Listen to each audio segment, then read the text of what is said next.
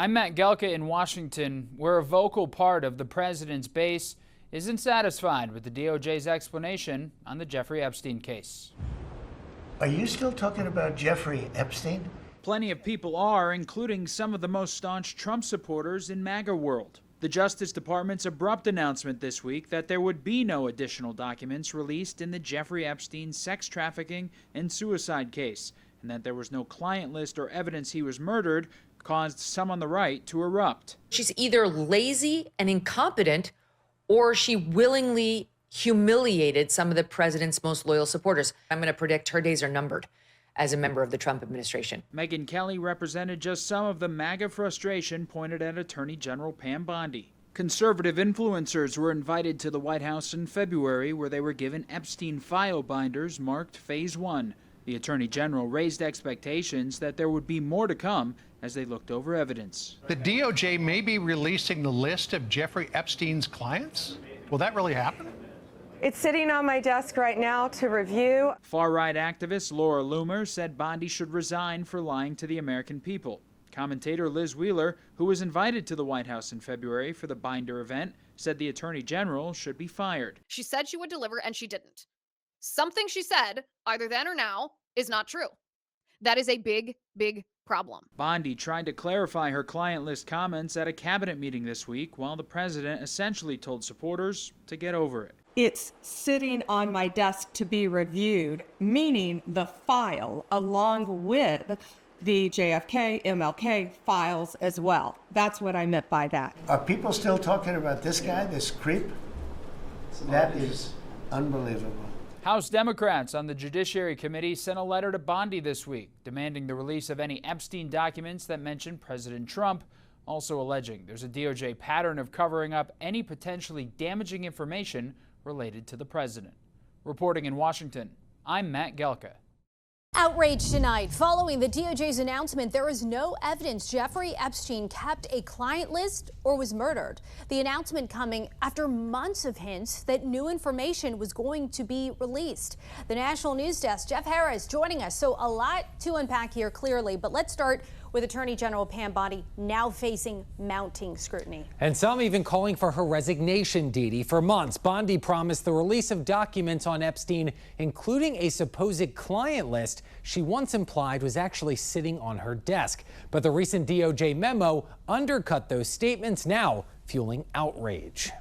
During Tuesday's cabinet meeting, Bondi fielding more questions about the memo, including being asked whether or not Epstein was an intelligence asset. To him being an agent, I have no knowledge about that. While Epstein conspiracies have run rampant for a while and his connection to the most powerful men and women are well known, his link to being an agent has been brought up before. In 2008, then U.S. Attorney Alexander Acosta gave Epstein a sweetheart deal for a worldwide sex trafficking scandal.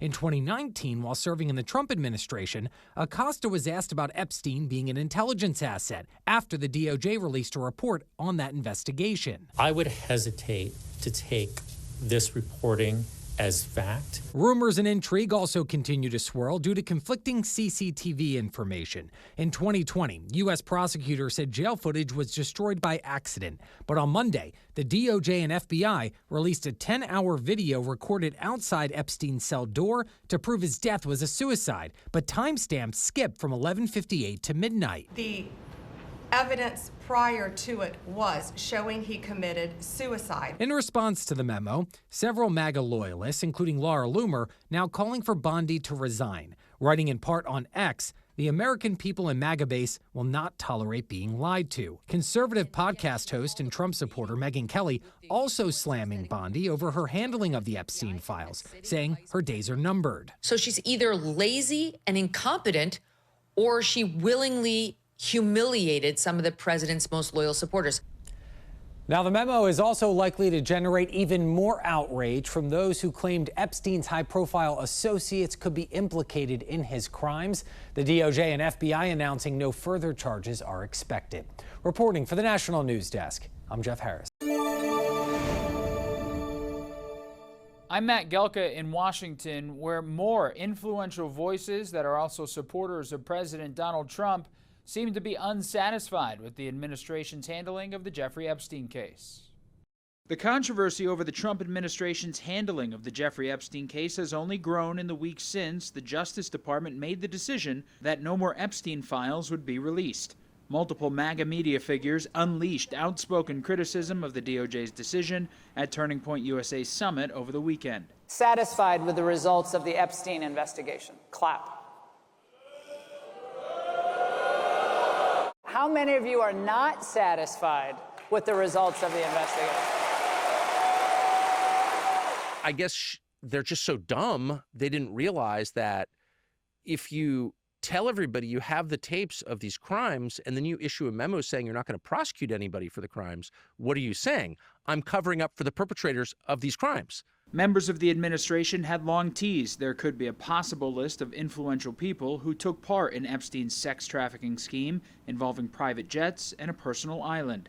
The scandal has reportedly led Deputy FBI Director Dan Bongino to consider resigning after confrontations with Attorney General Pam Bondi over the handling of the case. The president tried to defend his attorney general in a lengthy Truth Social post from Saturday, where not only did he say Bondi was doing a fantastic job, but he also floated a new, unproven theory that Epstein files are the work of Democrats. He questioned why the files written by Obama, Crooked Hillary, Comey, Brennan, and the losers and criminals of the Biden administration were still being talked about. A number of replies from his base were less than satisfied, demanding more transparency. Trump also said he spoke to Bongino over the weekend. Dan Bongino, very good guy. I've known him a long time. I've done his show many, many times, and he sounded terrific, actually. No, I think he's in good shape. The prevailing thought is that the administration will have to do something in order to appease angry supporters, and one of those options could be appointing a special counsel to review the Epstein case. It would essentially delay more backlash until a thorough report is produced. Reporting in Washington, I'm Matt Gelka. I'm national correspondent Kayla Gaskins in Washington. Outrage and criticism continues to grow over the Trump administration's announcement that no Jeffrey Epstein client list exists and the assertion Epstein did kill himself in prison. Some of Donald Trump's most passionate supporters are highly disappointed with the Justice Department's "nothing more to see here" approach regarding the Jeffrey Epstein files. Are people still talking about this guy, this creep? People who are extremely favorable toward Donald Trump.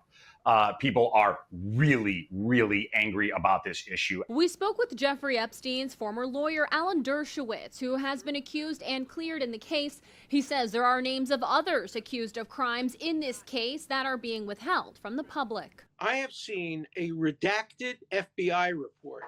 The names have been taken out. We have asked judges to unredact it.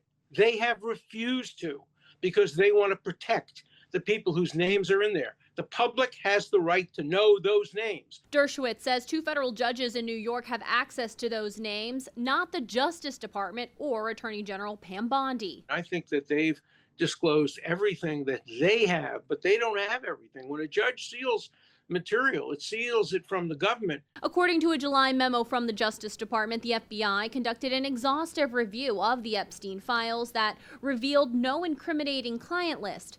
The memo also says there was no credible evidence found that Epstein blackmailed prominent individuals. It also concludes Epstein died by suicide. As far as you know, Jeffrey Epstein never kept a client list. I know that he never kept a client list. If he had, I'm pretty confident he would have told me about it. In April, conservative activist group Judicial Watch filed a lawsuit for the client list that's alleged to exist. If I were President Trump, I'd say, get this material out there. I promise that this material be released, and now you're lawyering up or using legal excuses, not reasons, excuses, to withhold this information. Steve Bannon asking President Trump this week to appoint a special prosecutor to release all the Epstein documents. In Washington, I'm Kayla Gaskins. I'm Matt Gelka in Washington. Anger over the Department of Justice's handling of the Jeffrey Epstein case continues to grow, and now Democrats are trying to seize on the internal MAGA feud. Attorney General Pam Bondi made her first public appearance since the controversy over the Justice Department's handling of the Jeffrey Epstein case has swelled. But she didn't want to take questions on it. Nothing about Epstein. I'm not going to talk about Epstein. Today, our memo speaks for itself. Bondi's been under fire from Trump supporters since the DOJ essentially said case closed on Epstein, the wealthy financier and convicted sex trafficker whose prison death was ruled a suicide. The backlash reportedly led to FBI Deputy Director Dan Bongino considering resignation after clashes with the Attorney General. She's handled it very well, and it's going to be up to her. Whatever she thinks is credible, she should release. Current members of the administration had long teased they would unearth an alleged cover-up that was shielding the world's most powerful from being connected to Epstein, riling up their base in the process. Release the list. Seriously, we need to release the Epstein list. That is an important thing. You say that the FBI has Epstein's list. They're sitting on it. Why is the FBI protecting the greatest pederast, the largest scale pederast in human history?